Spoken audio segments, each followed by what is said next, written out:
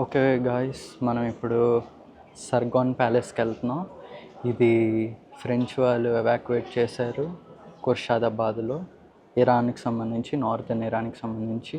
అయితే ఇది అసిరియా దేశానికి చెందిన 8th century BCకి చెందిన రాజుది ఒక కోట అన్నమాట.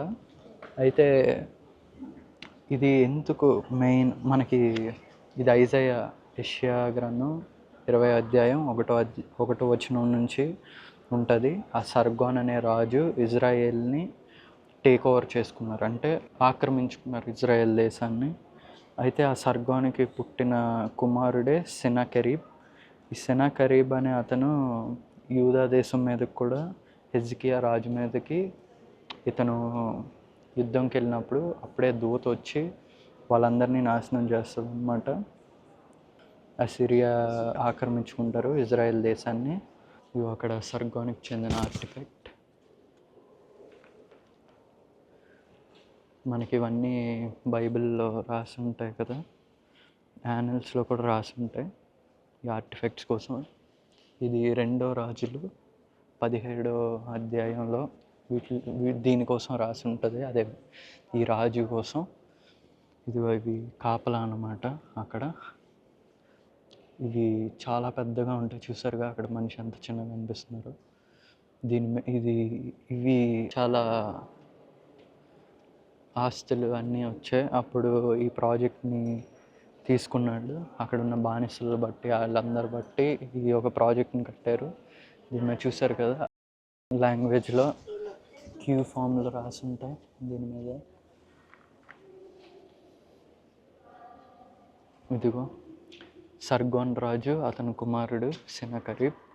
మనం అతని కోసం చెప్పానుగా 2వ రాజుల్లో వీళ్ళ కోసం మెన్షన్ చేసి ఉంటుంది.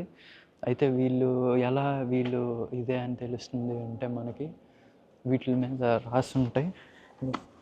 కింద చూసినట్టయితే వీళ్ళ కోసం ఆర్టిఫెక్ట్స్ ఇవన్నీ కూడా, వీళ్ళ పేర్లు ఇవన్నీ రాసి ఉంటాయి ఈ విగ్రహాల మీద. ఇగో ఈ డోర్ దాని మీద చూసినట్టయినా సరే మనకి రాసి ఉన్నాయి, చూసారు వీళ్ళ కోసం రాసి ఉన్నాయి. సెనాకెరీబ్ ఇంకా సర్గోన్ అనే రాజుకి చెందినవి. 700 BCకి చెందినవి, అంటే యేసు ప్రభు పుట్టక ముందువి. అయితే ఈ సెనాకెరీబ్ అనే అతను వాళ్ళ ఫాదర్ సర్గోన్ చనిపోయిన తర్వాత యెషయా ప్రవక్త చెప్తారు కదా సర్గోన్ వాళ్ళ కోసం వాళ్ళు ఎలాగా ఇజ్రాయెల్ దేశాన్ని ఆక్రమించుకున్నారని. ఇతను చనిపోయిన తర్వాత ఒక యుద్ధంలో చనిపోతాడు అనమాట. చనిపోయిన తర్వాత వీళ్ళ డాడీ బాడీ కూడా కనిపించదు. ఈ సెనాకెరీబ్ అనే రాజు, అదే వాళ్ళ కొడుకు, వాళ్ళ డాడీ ముందు రాజు కదా వాళ్ళకి. అయితే ఇది ఒక శాపం అని చెప్పి వీళ్ళు భయపడి సెనాకెరీబ్ ఈ చాలా గొప్పగా ఈ పెద్ద ఇవన్నీ కట్టే వాటిని వదిలేసి వెళ్ళిపోతారు అనమాట. అయితే ఇది 1843లో ఈ ఫ్రెంచ్ వాళ్ళు తవ్వకాల్లో కనిపెట్టారు. ఇవన్నీ తవ్వుతుంటే ఇవన్నీ దొరికాయి అన్నమాట. వాటి మీద ఉన్న ఇన్స్క్రిప్షన్స్ కూడా పాడవలే, అలా ఉన్నాయి.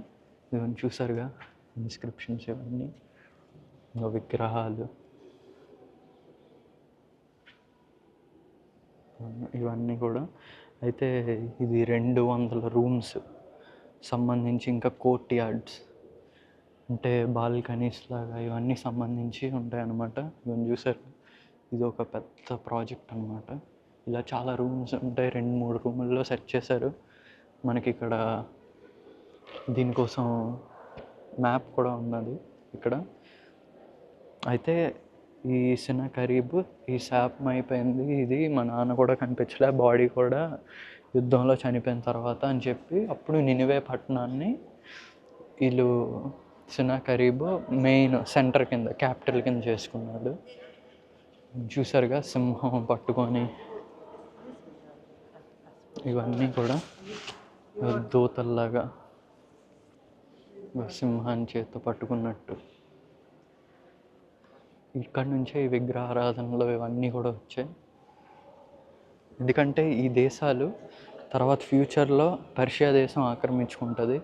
ఆ పర్షియా దేశం ఆక్రమించుకున్న తర్వాత పర్షియా దేశంలో ఉన్న ఎస్తేర్ గ్రంథంలో రాసి ఉంటుంది మనకి. అందులో ఎలా వీళ్ళు ఇండియా వరకు అంటే హిందూ దేశం వరకు పరిపాలించారు అని కూడా రాసి ఉంటుంది. అక్కడ మీరు చూసినట్టయితే ఈ బానిసలు చూశారు కదా, ఈ షిప్ నుంచి ఇవేంటంటే కర్రలు అన్నమాట. లెబనాన్కి చెందిన కర్రలు, సీడర్ కర్రలు. ఇప్పుడు మనకి జెరూసలేం సొలొమోన్ రాజు లెబనాన్ నుంచి నేను సీడర్ని తెప్పించాను అని కూడా రాసి ఉంటుంది కదా మనకి. మన సొలొమోన్ గారు జెరూసలేం కట్టేటప్పుడు 1 రాజులు 6వ అధ్యాయం మనకు తెలుస్తుంది. సొలొమోన్ సీడర్ లెబనాన్ నుంచి తెప్పించి జెరూసలేం కట్టారు అని తెలుస్తుంది కదా. 1 రాజులు 6 ఎక్స్పోర్టింగ్. మనకి ఇవన్నీ బీసీ కాలం చెందినవి. ఇది చూసారుగా, ఇది 1844లో కనిపెట్టారు. అక్కడ తవ్వకాల్లో ఈ సిటీ అంతా కనిపించింది అనమాట, దొరికింది. ఆ సెనాకెరీబ్ అనే రాజు వదిలేసి వెళ్ళిపోయిన తర్వాత, ఎందుకంటే వాళ్ళ డాడీ బాడీ దొరకలేదనేసి.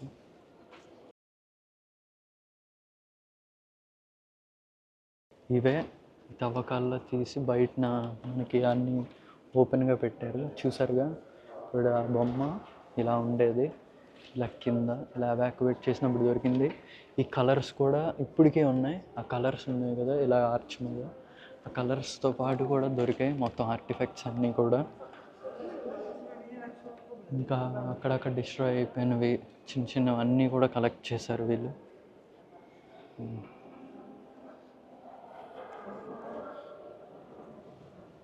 ఇక్కడికి చెందిన స్టాచ్యూ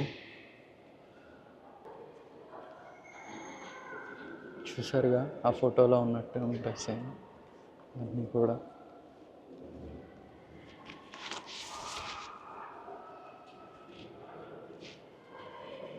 మనకి బైబిల్ అనేది హిస్టారికల్గా యాక్యురేట్గా ఉండే బుక్. ప్రపంచంలో ఏది కూడా అంత యాక్యురేట్గా లేదు బైబిల్ తప్పించి. సుషా ఇక్కడే దొరికింది మనకి. అబ్రహాం ఇక్కడే పుట్టారు.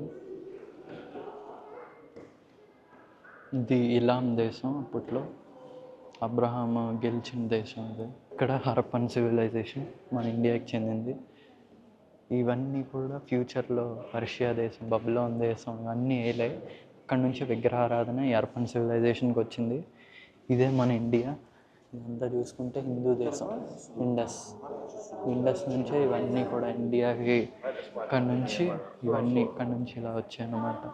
మెసొపొటేమియా నాగరికత చెందింది.